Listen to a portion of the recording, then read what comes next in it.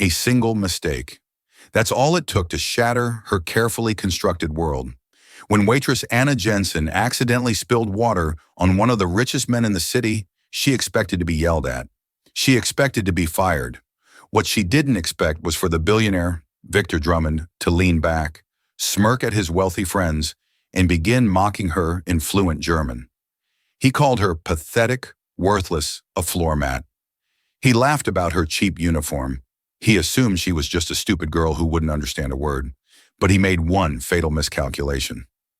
Anna understood every last syllable, and her reply would not just silence him, it would end his career. The Gilded Talon was not a restaurant, it was a theater, and Anna Jensen knew her role perfectly. She was scenery. She was to be present, efficient, and above all, invisible. The clientele paid hundreds for a single steak, not for the privilege of acknowledging the staff. Tonight, the theater was packed. The air hummed with the low, confident drone of old money and the sharper, more brittle chatter of new. Anna moved between the tables, a heavy silver tray balanced expertly on one hand, her face set in a mask of polite neutrality. Her feet throbbed in her regulation black and regulation cheap shoes. This was her second double shift this week.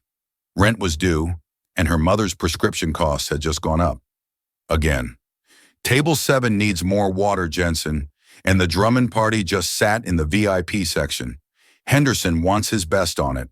That's you, barked the shift manager, a perpetually stressed man named Mr. Henderson.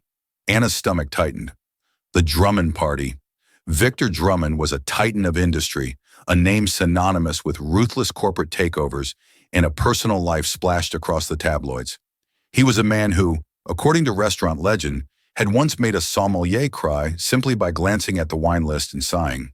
She took a deep breath, straightened her apron, and approached the circular booth in the corner, which was partially shielded by ornate brass screens. There he was, Victor Drummond. He was exactly as his photos suggested, sharp, cold, and immaculate in a suit that probably cost more than her car. Flanking him were two other men, Pierce Langley and Grant Baxter, both cut from the same expensive cloth. They were already loud, their laughter sharp and arrogant. "Good evening, gentlemen," Anna said, her voice smooth and practiced. "My name is Anna, and I will be your server. May I start you with some water? We have sparkling or still?" Victor Drummond didn't even look at her. He was scrolling through his phone. Sparkling. 3. And tell the chef I'm in no mood for his usual experiments. I want the tomahawk. Rare. If it's even a hint of medium, I'll send it back. "Of course, sir," Anna said, already keying the order into her mental log. "And she'll have the lobster," Pierce Langley added, gesturing vaguely. Anna paused. "She, sir?" Langley laughed. "He means his imaginary girlfriend, obviously. Just the three of us, darling. Try to keep up." Anna smiled her non-smile. "Very good, sir. 3 sparkling." She turned to retrieve the water, navigating the narrow space between the VIP booth and a service station.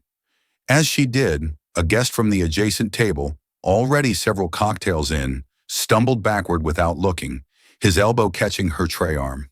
It was a nightmare in slow motion. The tray tilted. The heavy glass pitcher of ice water wobbled and then tipped, sending a cascade of freezing water directly onto the lap of Victor Drummond. The entire section went silent. The laughter cut off. Drummond froze, looking down at the dark, spreading stain on his $1,000 trousers. He slowly lifted his ice-cold blue eyes from his lap to her face. Anna felt the blood drain from her head. "Mr. Drummond, sir, I am so incredibly sorry. A guest, he bumped into me. Are you incompetent?" Drummond's voice wasn't loud. It was worse. It was quiet, precise, and dripping with venom. I apologize, sir. Let me get you some towels immediately." "Towels?" Pierce Langley scoffed. "The suit's ruined, you clumsy idiot." "It was an accident," Anna insisted, her voice trembling slightly. "I will get Mr. Henderson." "Oh, you'll get him all right," Grant Baxter sneered. "You'll be lucky if you're cleaning toilets at the bus station tomorrow." Anna backed away, her hands shaking, and rushed to get the manager. Mr. Henderson was already on his way, his face pale. Mr. Drummond, on behalf of the Gilded Talon, I offer our deepest apologies, Henderson groveled. This is inexcusable. Your entire meal will, of course, be complimentary. Victor Drummond waved a dismissive hand, not even bothering to look at the manager. He was looking straight at Anna, who stood there mortified, holding a stack of clean linen napkins. He smirked, a cruel, thin-lipped expression. He then leaned in toward Pearson Grant, and his entire demeanor shifted. He was no longer speaking English. He had switched to flawless, aristocratic German. But this is what the audience watching the video would hear. Translated, "Look at this pathetic creature," Drummond said in German, his tone one of amused contempt. He gestured at Anna. "She's probably shaking so hard she'll wet herself. This is what happens when they let the lower classes serve their betters. She probably doesn't have 2 pennies to rub together." Pierce Langley chuckled, replying in the same language. "I know, Victor. Look at her cheap shoes. She probably lives in some filthy apartment with 6 other people." Pathetic. Drummond took a sip of his remaining, unspilled water, his eyes still locked on Anna. He continued in German, his voice carrying clearly in the suddenly quiet alcove. "I wonder if she even finished high school. Look at that vacant expression. No thoughts in that pretty little head. Just yes, sir, and no, sir. She's a floor mat, something we wipe our feet on and forget. It's truly armselig, pathetic." He and his friends burst into laughter, thoroughly enjoying their private joke at the expense of the stupid waitress, who was bowing and scraping, holding out napkins for his ruined suit. They assumed she was just another face, another cog in the service machine, deaf and dumb to their world. They were wrong. Anna Jensen stood perfectly still. The laughter of the 3 men washed over her. Armselig, pathetic. Every muscle in her body screamed at her to run. Mr. Henderson was visibly sweating, motioning for her to do something. Clean up the mess, disappear, perhaps spontaneously combust. But Anna didn't move. Her mind, which Victor Drummond had just declared vacant, was suddenly, terrifyingly clear. It was a clarity born of pure, cold rage. She thought of her mother, whose hands shook from Parkinson's, waiting at home. She thought of the medical bills piled on their tiny kitchen table. She thought of the scholarship she'd had to defer, the degree in linguistics she'd put on hold. And she thought of her father, Professor Thomas Jensen, the brilliant, kind man who had taught German literature at the university, had raised her on Goethe and Rilke. He had read bedtime stories to her in German, his voice warm and loving. German wasn't just a language to her, it was the sound of safety, of intelligence, of love. And these men, these thugs in expensive suits, were using it as a weapon. Victor Drummond, seeing her frozen state, mistook her stillness for fear or stupidity. He smirked again and said one last thing in German, gesturing to the floor. "Well, are you going to just stand there, you stupid girl? Clean it up, schnell." Quickly. That was it. Anna straightened her spine. The tremor in her hand stopped. She lifted her chin, and for the first time she looked Victor Drummond directly in the eyes. The polite, vacant mask of the waitress was gone. When she spoke, her voice was not the American-accented English of Anna the waitress. It was the crisp, flawless, Hochdeutsch, High German of a native academic. Again, for the audience, this is what she said, but she said it in perfect German. "First," she began, her voice cutting through the silence like glass, "my vacant expression is not stupidity. It is me calculating the precise cost of your suit and comparing it to the annual budget for the homeless shelter I volunteer at on weekends. Your suit lost." Victor Drummond's smile froze on his face. His eyes widened almost imperceptibly. Pierce and Grant's laughter died in their throats. "Second," Anna continued, her German becoming even more formal, more biting, "my cheap shoes are what I wear to work a 60-hour week to pay for medical care for my family. A concept I'm sure is foreign to men who inherited their fortunes rather than earning them." A muffled gasp came from the table next to them. Mr. Henderson looked like he was about to have a heart attack. "Third," she said, taking a small, deliberate step closer, "you are correct. I did not finish high school. I finished university, magna cum laude, with a double major in linguistics and international economics. which I attended on a full scholarship. I speak 4 languages fluently. You, Mr. Drummond, seem to struggle with just the one, resorting to another language to hide your insults like a coward. Drummond was an unnatural shade of white. He was, for the first time in his public life, utterly speechless. And finally, Anna concluded, her voice dropping to a low, dangerous level, you call me armselig, pathetic, but I am not the one who needs to mock a stranger, a woman just trying to do her job, to feel powerful in front of his friends. You are not a titan. You are a bully, a very, very small man in a very expensive and now very wet suit. She paused, then switched back to perfect, polite, American-accented English, as if nothing had happened. Now, as I said, Mr. Drummond, she said, holding out the fresh napkins, may I get you those towels? Or would you prefer I send for the manager to discuss your behavior? The silence in the VIP section was absolute. It was so quiet, Anna could hear the distant clatter of a fork dropping in the main dining room. Pierce Langley and Grant Baxter looked like terrified fish, their mouths opening and closing, staring at their leader, who had just been verbally eviscerated. Victor Drummond's face was a mask of thunder. The initial shock had been replaced by a deep, terrifying wave of narcissistic rage. He couldn't speak. He just stared at her, his jaw working silently. He had been mocked, he had been exposed, and he had been made a fool of. Finally, he found his voice. It was a choked, furious rasp. Henderson, he roared, slamming his hand on the table, making the remaining glasses jump. You are to fire this bitch. Fire her. Right now. Or I will personally buy this restaurant and turn it into a parking lot. Mr. Henderson scurried forward, his face ashen. Mr. Drummond, please, let's be reasonable. A misunderstanding. Reasonable. Drummond's voice was now a low snarl. He stood up, water dripping from his trousers. I was just insulted in my own language. By her. She is gone. Now. I want her walked out the front door. Now. Anna stood her ground. She looked at Mr. Henderson, whose eyes were pleading with her. Apologize, grovel, fix this.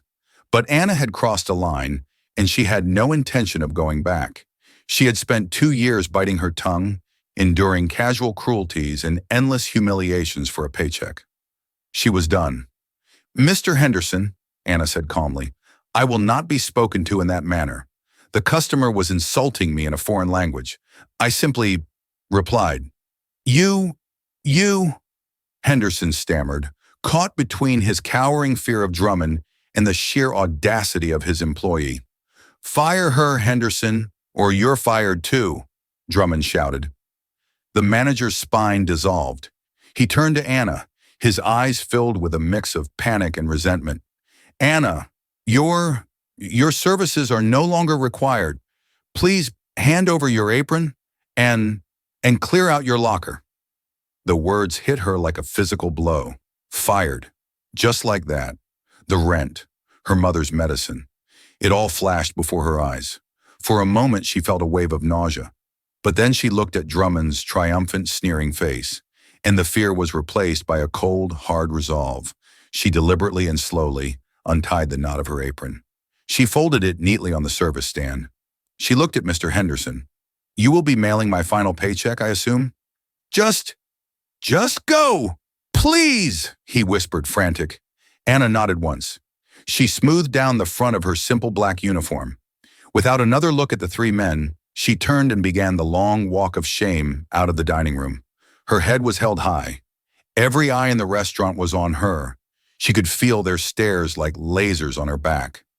As she passed the adjacent table, the one where the man had stumbled into her, a woman was watching her. She was a stylish woman in her late 40s, with intelligent eyes and a smartphone held discreetly in her hand. As Anna passed, the woman gave her a small, almost imperceptible nod of respect. Anna didn't think anything of it. She just pushed through the heavy oak doors of the Gilded Talon, the curated warmth of the restaurant replaced by the cold, damp night air. She sat on a bus stop bench, the adrenaline finally fading, replaced by the crushing weight of reality. She was unemployed. Back inside, Victor Drummond was still fuming. Get me the owner. Get me my lawyer. Mr. Drummond, sir. Henderson was trying to salvage the situation, but the woman at the next table, Rebecca Shaw, was already busy. She stopped the recording on her phone. She was a journalist, a well-known columnist for a major online news portal, known for her sharp takes on corporate culture and social justice, and she had just captured gold. She had been dining with a friend visiting from Berlin, and her friend had been translating Drummond's disgusting comments for her in real time. But the best part? Rebecca's phone had picked up everything. Drummond's sneering German, Anna's flawless, eviscerating reply, and Drummond's childish, vindictive demand to have her fired. Rebecca Shaw looked at the footage. She typed a few quick sentences, got a confirmation from her friend on the precise translation of Drummond's insults, and hit post on her professional social media account. The title was simple: Billionaire Victor Drummond mocks waitress in German, demands she's fired when she replies fluently. Here's the audio. She attached the 90-second video. Before Victor Drummond had even received his replacement tomahawk steak, the video had 10,000 views. By the time he paid his, still complimentary bill, and left, it was at 500,000 and climbing. The internet had its new villain, and its new hero. Anna Jensen's apartment was small, clean, and smelled faintly of lavender and old books. Her mother, Clara Jensen, was asleep in the only bedroom, her breathing shallow. Anna sat at the small kitchen table, her head in her hands, the bus ride home a blur of panic. How could she have been so stupid? Pride. That's what it was. Her father's pride. And now it had cost her everything. She looked at the stack of bills. They were $400 short for the rent, and that was with her paycheck. Now, her phone buzzed. It was her co-worker, Maria Sanchez. Anna ignored it. She couldn't bear to rehash the humiliation. It buzzed again and again. Finally, she picked up. Anna? Anna! Oh my God, are you seeing this? Maria's voice was frantic. Seeing what, Maria? I got fired. I'm trying to figure out what to do. Fired? Honey, you're famous. Turn on your computer. Go to any news site. Twitter, anywhere. You're everywhere. Confused, Anna pulled open her old laptop. It whirred to life, and she opened a browser. Her jaw dropped. Her face was not on the screen, but the headline was: Drummond global stock tumbles after CEO caught in viral video.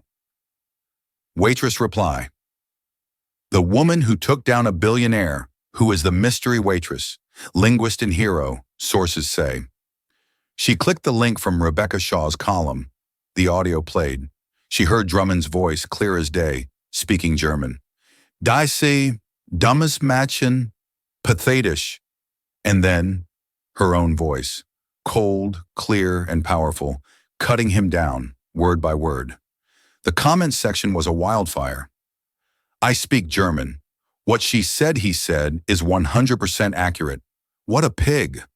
That reply, I don't know who she is, but I'd hire her in a second. Drummond Global's PR team must be in full meltdown. Good, he's scum. Fire Victor Drummond is trending. Anna felt a strange, dizzying mix of terror and vindication. She was no longer just Anna Jensen, unemployed waitress. She was the mystery waitress, a symbol. The story was also forcing her past into the light. Someone who knew her from college had recognized the story and contacted Rebecca Shaw. The updates were already flying. Sources say the waitress is Anna Jensen, a magna cum laude graduate from... She's a known linguistic prodigy. The narrative was being written for her. She wasn't just a clumsy server. She was an overqualified, undercover intellectual, a working-class hero who had spoken truth to power. While Anna was reeling, Victor Drummond was in his penthouse, throwing a priceless vase against a wall. What do you mean, we can't contain it? He roared at his head of communications over the phone. Victor, the audio is too clear. The translations are accurate. The board is... They're convening. They are furious. We're getting calls from the Berlin partners. They are appalled by your cultural insensitivity and public arrogance. That's a direct quote. It was a private conversation. It was in a public restaurant, Victor, and you yelled. What were you thinking? Fix it, he screamed. Issue a statement. Say I was misquoted. Say, say she insulted me first. We can't. She's already being painted as a saint, an unemployed linguist taking care of her sick mother. You, you fired her, Victor. You're the villain who fired the brilliant girl taking care of her sick mother. Drummond paced, his rage so potent he felt he might choke. He had built an empire on fear and intimidation. He had crushed rivals, dismantled companies, and ruined lives without a second thought. And he was being brought down by a waitress. He thought back. Anna Jensen. He remembered her name now, and her father's name, from the university. Thomas Jensen. A cold, reptilian smile spread across Victor Drummond's face. Oh, yes. He remembered the Jensens. This wasn't just an accident. This was an opportunity. Get our legal team digging, he said to his PR chief, his voice suddenly calm. Dig into her father, Thomas Jensen, the disgraced professor. I think it's time the world learned who this hero really is. If she wants a war, I'll give her one. I'll bury her. The next morning, Anna's world had been turned upside down. Her apartment was besieged by reporters. She and her mother had to sneak out the back to stay with Maria. Her face, now identified, was plastered everywhere. She was a folk hero. Then came the backlash, orchestrated by Drummond Global's crisis management team. A major tabloid, one secretly owned by a holding company tied to Drummond, ran a front-page story. Father of viral waitress, a disgraced academic. Did the apple fall far from the tree? The article detailed with cruel precision the scandal that had ruined her father's life 5 years prior. Professor Thomas Jensen, a leading mind in sustainable technology patents, his hobby, German literature was his passion, had been accused of fabricating data in a major research paper. The university, under pressure, had dismissed him. The shame and stress had triggered his first stroke, leading to the cascade of medical issues that left him gone, and Clara, his wife, frail. The article insinuated that Anna's fluent reply was not a moment of heroism, but a calculated, inherited con artistry. Like father, like daughter, it sneered. Anna was devastated. They're lying, she whispered, reading the article on Maria's couch. He didn't fabricate anything. He was set up. He always said someone stole his research. I know, Mia, Maria said, rubbing her back. They're just trying to make you look bad. It's a smear campaign. It was working. The comment sections were now divided. Wait, so her dad's a fraud? This whole thing might be a setup. Ugh, of course it was too good to be true. She probably spilled the water on purpose. Victor Drummond, meanwhile, released his official apology. While I regret my choice of words, which were spoken in what I believed to be a private moment, the statement read, I was under extreme stress. The subsequent behavior of the employee, Ms. Jensen, was aggressive and unprofessional. Given new information about her family's unfortunate history with academic integrity, we are exploring all options. I apologize to anyone who was offended, but the context of this encounter has been grossly misrepresented. It was a masterpiece of deflection. He was the victim. She was the aggressor, the daughter of a fraud. Anna felt sick. He was winning. He was taking her one moment of dignity and twisting it into a weapon to destroy her, just as he, or someone like him, had destroyed her father. She was about to turn off her phone, to crawl under the covers and give up, when a new email popped up. The subject line was simple. An inquiry from Sutherland Holdings. Anna's breath caught. Sutherland Holdings was the only true rival to Drummond Global in the sustainable tech space. They were known for their ethical practices and their brilliant, reclusive CEO, Iris Sutherland. She opened the email. Dear Ms. Jensen, my name is Iris Sutherland. I am the CEO of Sutherland Holdings. I do not typically involve myself in social media drama, but your story has come to my attention. I too am fluent in German. I listened to the audio of your encounter with Mr. Drummond. What I heard was not aggression, it was composure, it was precision, it was grace under pressure. I also read the subsequent and frankly disgusting smear campaign against you and your late father. I knew of Professor Thomas Jensen's work. I always found the accusations against him to be questionable. Sutherland Holdings is currently in a very delicate, multi-billion-dollar negotiation to partner with a major German conglomerate, Deal Energy System, on a new sustainable battery patent. This deal is, to put it mildly, the future of our company. Mr. Drummond has been trying to sabotage this deal and steal the partnership for months. I need people on my team who are not only brilliant with language, but who are unflappable. I need people who cannot be bullied by men like Victor Drummond.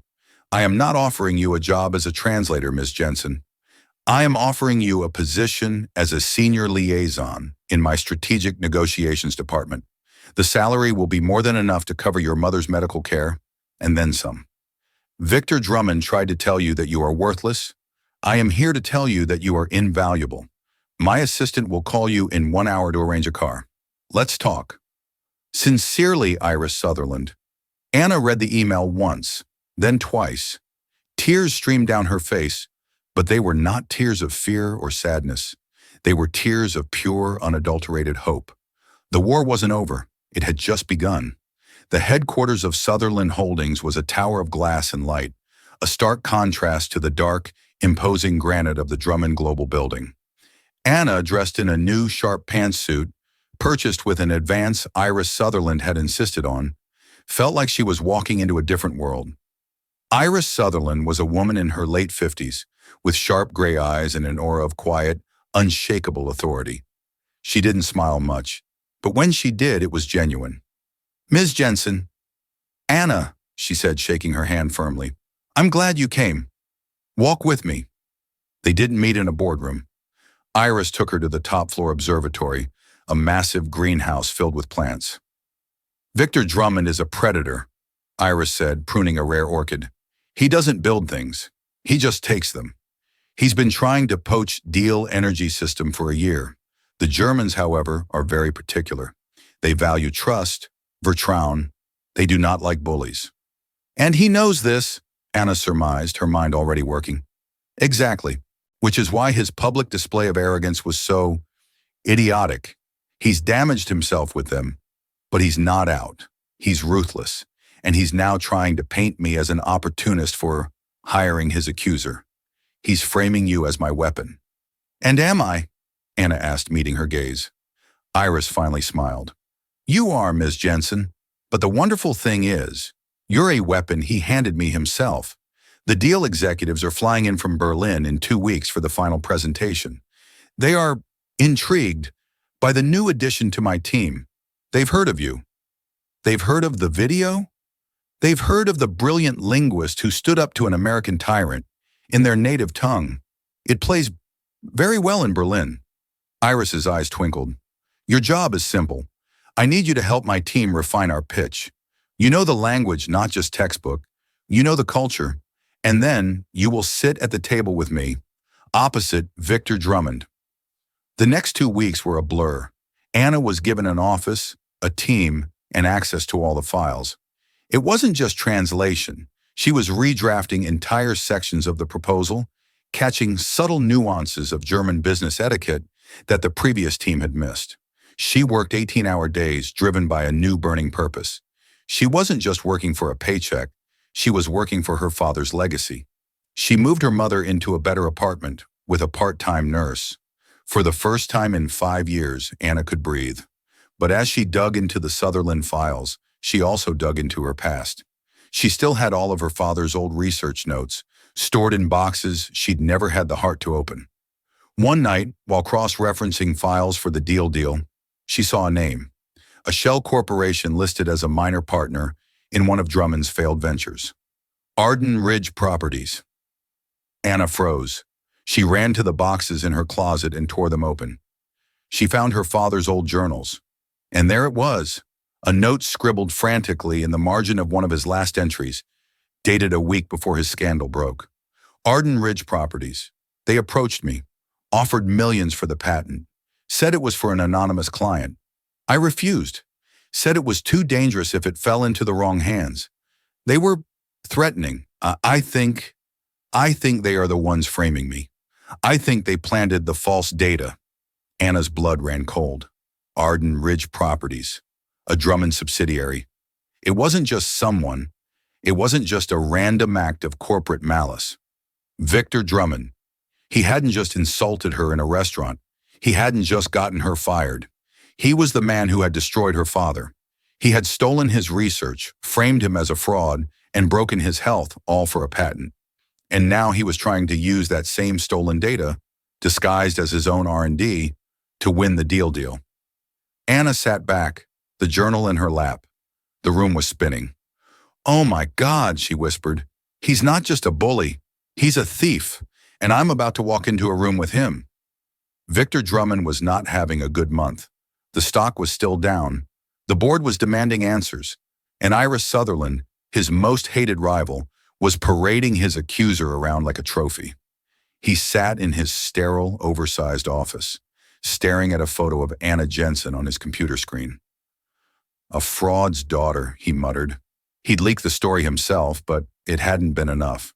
Sutherland had turned it into a positive. "Pierce, Grant," he barked into his intercom. His two friends, who were also on his executive board, scurried in. "This deal meeting, it's everything. We cannot lose it. I don't care what it takes. We need more leverage." "Victor," Pierce said nervously, "our pitch is solid. The tech is revolutionary." "The tech," Drummond said, a dark look in his eyes. "Yes, the tech is good, but Sutherland is playing dirty. That waitress, she's going to be in the room.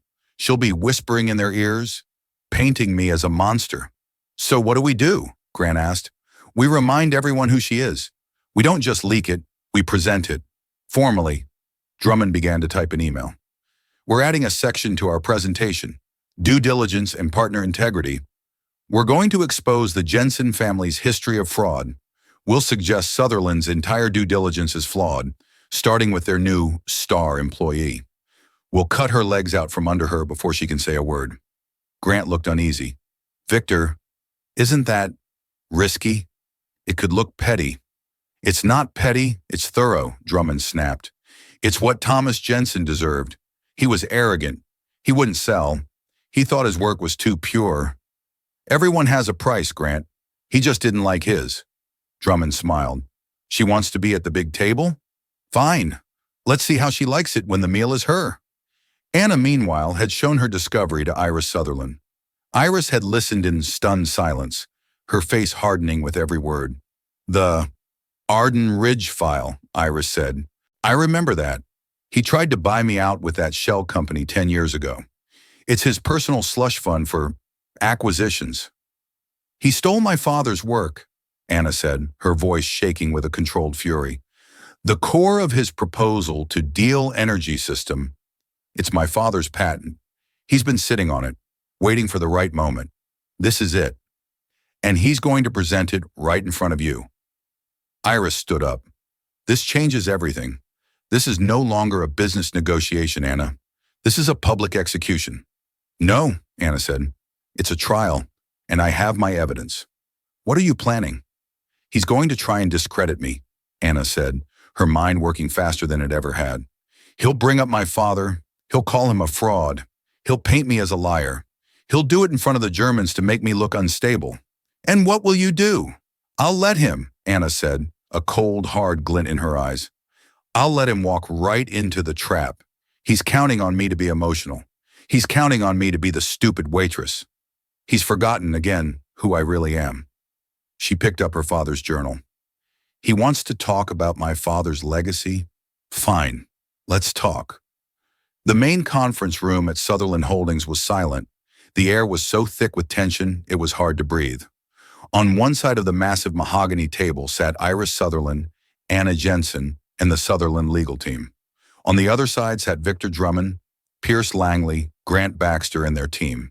At the head of the table sat the three German executives from Deal Energy System, Herr Wolfgang Richter, Frau Eva Müller, and Herr Thomas Becker.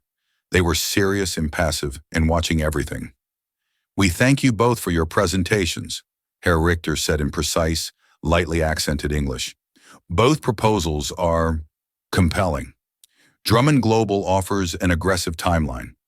Sutherland Holdings offers a perhaps more stable partnership. We are at an impasse." Victor Drummond smiled, seeing his opening. "If I may, Herr Richter, we believe there is one final piece of data you must consider. We call it partner integrity. It has come to our attention that our esteemed competitor has been somewhat reckless in their recent hiring. He nodded to Grant Baxter, who nervously dimmed the lights. A slide appeared on the screen. It was a photo of Anna. Ms. Anna Jensen, Drummond said, his voice dripping with false concern. The viral waitress. A compelling story, to be sure, but the real story is one of a troubled legacy. The next slide showed a picture of her father, Professor Thomas Jensen. The headline "Fraud" was stamped over it in red. Thomas Jensen, a disgraced academic, fired for fabricating data, for stealing research. This is the family from which Miss Sutherland has chosen her key negotiator, a woman who, we have on record, has a history of aggressive, calculated outbursts. Drummond leaned forward. Our point is this. How can you trust a company's judgment when they align themselves with a legacy of fraud? How do you know their data, any of their data, is real? He sat back, his arms crossed, a look of profound triumph on his face. He had delivered the killing blow. He had framed Anna as a liar and Iris as a fool. The German executives looked uncomfortable. They turned to Iris. Miss Sutherland, your response? Iris Sutherland sat perfectly still. She looked at Anna. Ms. Jensen, I believe this falls under your purview. Anna took a deep breath. Every eye was on her. Drummond was smirking. Pierce and Grant were staring at the table, unable to look at her. Thank you, Iris, Anna said. Her voice was perfectly calm. Mr. Drummond, thank you for that presentation. You are absolutely correct. We should talk about my father, Professor Thomas Jensen. She stood up and walked to the front of the room. She picked up a remote. You're right about one thing, she said. He was brilliant. He was working on a revolutionary sustainable battery patent. He was, and is, a man of absolute integrity. He was a fraud, Drummond snapped. He was framed, Anna said, her voice like steel, by a man who wanted to steal his research after my father refused to sell. A man who used a shell corporation to hide his tracks. A man who destroyed my father's reputation, ruined his health, and left my family destitute. This is slander, Drummond roared, standing up. You have no proof. Oh, but I do, Anna said. She clicked the remote. A new document appeared on the screen. It was a scanned page from her father's journal. The name Arden Ridge Properties was circled. My father's private journal, dated the week before his scandal broke, Anna explained, detailing the offer, the threats, and the name of the shell company that tried to buy his work. She clicked again. A new slide. This time it was a flowchart from the Sutherland legal team, showing a direct, documented link from Arden Ridge Properties to Drummond Global Capital Investments. Your personal slush fund, isn't it, Mr. Drummond? Anna asked, her voice quiet. Drummond's face was chalk white. He was speechless. Again. And then, Anna continued, the final, most damning piece of evidence. You see, Herr Richter, she said, turning to the Germans, Mr. Drummond's proposal on the new battery, it's very impressive, but it's also very familiar, because it is my father's work. She clicked again. The screen split. On one side was Drummond's technical proposal. On the other, her father's original, time-stamped and registered patent files.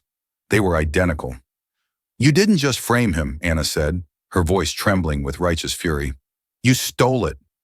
You've been sitting on my father's stolen genius for 5 years, waiting to pass it off as your own. You mocked me in that restaurant, Mr. Drummond, not knowing who I was. But you knew who my father was. You knew exactly what you did to my family, and you did it anyway. The room was deathly silent. Herr Richter, the lead German executive, stood up. He looked at Drummond with a quiet, profound disgust that was far more terrifying than any shouting. Mr. Drummond, Richter said, his voice ice, you have presented false data. You have gestohlen. You have stolen. This is unverzeihlich, unforgivable. We, Deal Energiesysteme, will have no part in this. Our partnership negotiations with Drummond Global are terminated, effective immediately. He then turned to Iris and Anna. Ms. Sutherland, Ms. Jensen, we will be in contact with your legal team to discuss reparations for Professor Jensen and to finalize our exclusive partnership with you. Good day. The three Germans stood and walked out of the room, not giving Drummond a second glance. The moment the door clicked shut behind the German delegation, the room imploded. You, you lying witch, Drummond shrieked, his mask of civility completely gone. He lunged across the table, his hands grasping for Anna. He never made it. Sutherland's security, already on alert, had him slammed against the wall before he took 2 steps. "Get your hands off me! Do you know who I am?" he screamed, his face red and contorted. "We know exactly who you are, Victor," Iris Sutherland said, calmly picking up her phone. "And I'm calling the police. That was assault. Add it to the list." Pierce Langley and Grant Baxter were frozen in their chairs. They looked at the evidence on the screen, at their raging, defeated boss, and at the cold, hard faces of the Sutherland legal team. The ship wasn't just sinking, it was a submarine wreck. Pierce spoke first, his voice a desperate squeak. I didn't know. Victor, I didn't know it was stolen." "Me neither," Grant yelped. I thought the R&D was legitimate. I'll testify. I'll tell them. We just helped with the smear campaign on the father. We didn't know about the patent theft." "Traitors!" Drummond bellowed from against the wall. "You worthless, spineless cowards!" "Take him out," Iris said to the guards. As Victor Drummond was dragged, struggling and cursing, from the boardroom, Anna finally let out the breath she felt she'd been holding for 5 years. She sank into her chair, her hands shaking. Iris put a hand on her shoulder. "You did it, Anna. You did it." The fallout was immediate and catastrophic. The Sutherland legal team, armed with Anna's evidence, filed a massive lawsuit on behalf of the Jensen family estate for patent theft, corporate espionage, and defamation. The board of Drummond Global, which had already been on edge, saw the news of the lost deal, the new lawsuit, and the testimony of 2 of their own executives, Pierce and Grant, who had flipped instantly to save their own skins. They called an emergency meeting. Victor Drummond, out on bail for the assault charge, attended via video. He watched as the board he had handpicked, the men and women he had bullied and controlled for decades, voted unanimously. Victor Drummond is hereby removed as CEO and chairman of the board of Drummond Global, effective immediately, for gross misconduct and actions detrimental to the company. His image vanished from the screen. The Gilded Talon, the restaurant where it all began, went bankrupt. The Drummond scandal was the final nail in its coffin. Mr. Henderson, it was reported, was now managing a fast food chain. Rebecca Shaw, the journalist who had posted the original video, won a prestigious award for her reporting. She wrote a follow-up feature, The Waitress and the Thief, detailing the full story of Anna's vindication. Drummond Global, in a desperate attempt to rebrand, was forced into a fire sale. Its assets were carved up. The largest, most valuable portfolio, including the sustainable tech patents, was acquired by Sutherland Holdings. 1 year later, the autumn sun streamed through the soaring glass walls of the newly dedicated Thomas Jensen Center for Ethical Innovation. It was not just a building, it was a statement. The structure itself was a marvel of sustainable design, a living laboratory of the very principles Professor Jensen had pioneered, with living green walls and a roof of integrated solar paneling that powered the entire campus block.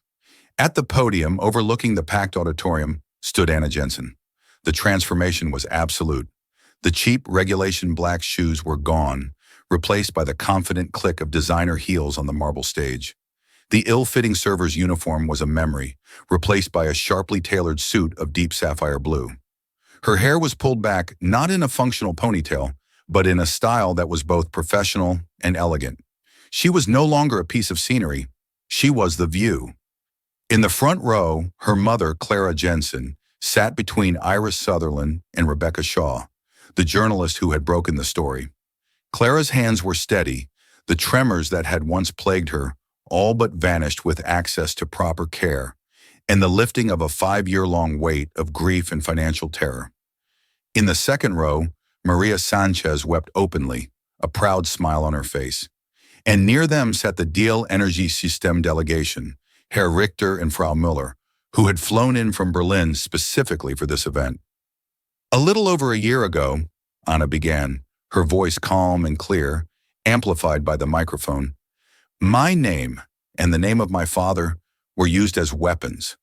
They were twisted by a man who believed power gave him the right to define others, to smear a good man's legacy, and to mock a woman he saw as insignificant.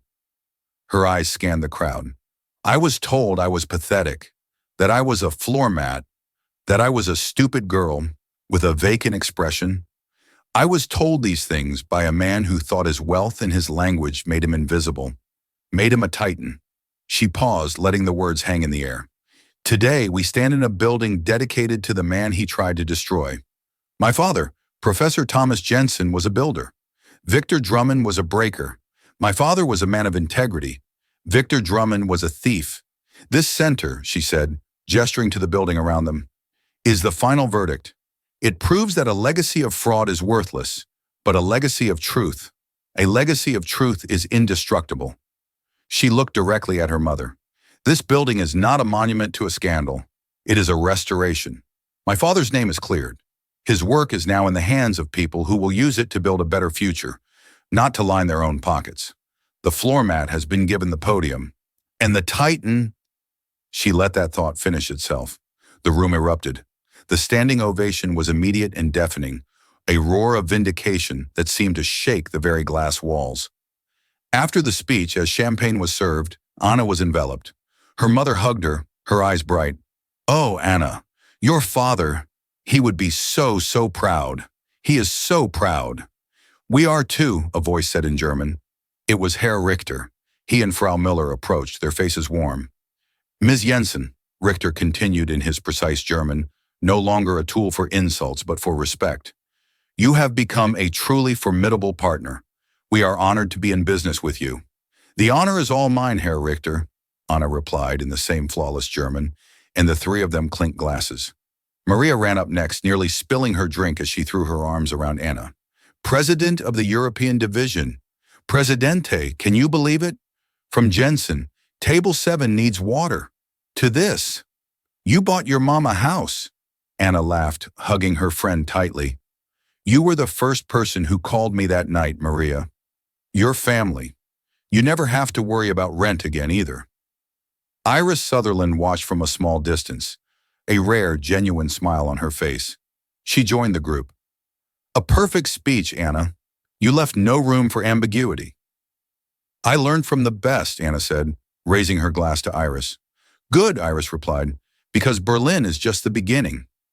I was thinking, what are your feelings on our Tokyo competitors? Anna smiled, her mind already shifting. The thrill of the new battlefield. A war she was now equipped to win, surging through her. The story does not end there, because for every triumph there is a consequence. Miles away in a city he once owned, in a one-room apartment that smelled of stale whiskey and defeat, Victor Drummond watched the dedication ceremony on a flickering, second-hand television. He was unshaven, his eyes bloodshot, his hands wrapped around a cheap glass. He saw her face, strong, triumphant, happy. Lies, he hissed at the screen. All of it. Lies. He saw the camera pan to the Jensen name, carved in stone. He saw her clinking glasses with the Germans, the ones he was supposed to win. With a roar of pure, impotent rage, he hurled his glass. It shattered against the screen, silencing Anna's voice, leaving a spiderweb crack over her smiling face. He was bankrupt. The lawsuits from shareholders, on top of the massive judgment for the Jensen estate, had taken everything. His penthouse, his cars, his art, all gone, auctioned off to pay his debts. As he stood there, breathing heavily, a loud official knock echoed on his thin apartment door. He froze. Mr. Drummond, we know you're in there. He didn't move. A piece of paper was shoved under the door. It was bright red, a final eviction notice. He was being thrown out of even this pathetic hovel. He sank to the stained carpet, his head in his hands. He was a man with no friends, no future, and no name. He was, in the end, truly and completely armselig. And his friends? Pierce Langley was last seen by a former colleague working the night shift at a 24-hour convenience store. His face pale and haggard as he rang up energy drinks, forced to stare at the cover of Forbes magazine on the rack, with Anna Jensen's face on it. Grant Baxter, his reputation in finance so toxic he couldn't get hired as a janitor, was driving for a rideshare service. He'd recently received a one-star review for erratic, angry driving after a passenger mentioned the Drummond scandal. Anna, meanwhile, stood with Iris and her mother on the balcony of her new office, the office that had once belonged to Victor Drummond. She had insisted on it. They looked out over the city, the lights twinkling like a promise. She had her father's legacy, a new future, and a mother whose health and happiness were secure. She had taken their insults, their theft, and their rage, and she had built an empire from the ashes. And just like that, a single act of courage, a single reply, exposed a lifetime of corruption and brought a bully to his knees. Anna Jensen's story teaches us that your job does not define your worth, and your circumstances do not define your character. The world is full of Victor Drummonds who think they can mock and silence those they see as beneath them. But they forget. They have no idea who they're talking to. They don't know the strength, the intelligence, and the fight you're holding back. What did you think of Anna's incredible journey? Have you ever faced a moment where you had to choose between your job and your dignity? Let us know your story in the comments below. We read every single one. Thank you for watching. If you were inspired by this story of justice and karma, please hit that like button, share this video with someone who needs to see it, and be sure to subscribe and ring the bell so you never miss a new story from our channel. We appreciate your support more than you know. We'll see you in the next one.